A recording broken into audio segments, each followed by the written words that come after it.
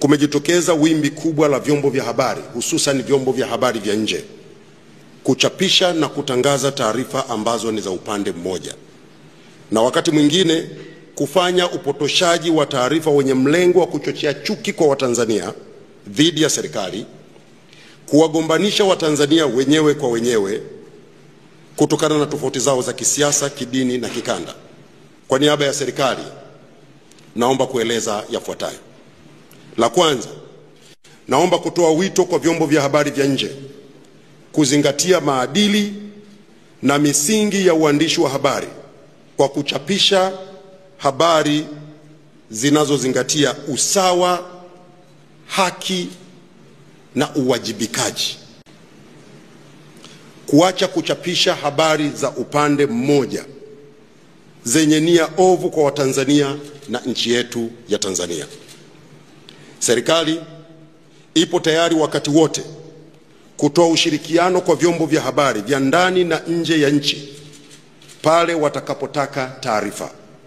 Naomba kusisitiza, sio haki na sio sawa kwa chombo cha habari kuchapisha taarifa za upande mmoja na kisha kutoa sababu kuwa maafisa wa serikali walipotafutwa hawakupatikana, kama ambavyo chombo cha habari cha CNN kimechapisha taarifa zake zilizojaa tuhuma dhidi ya serikali ya Tanzania pasipo kutoa nafasi ya serikali kujibu.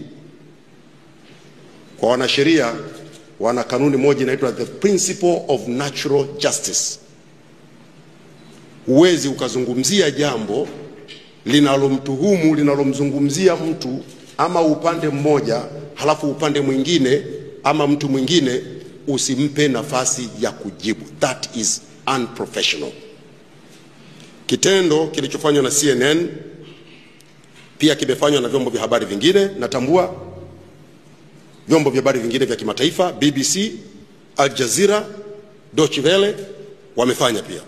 Naomba kusisitiza, sio sawa na sio haki katika misingi na maadili ya uandishi wa habari.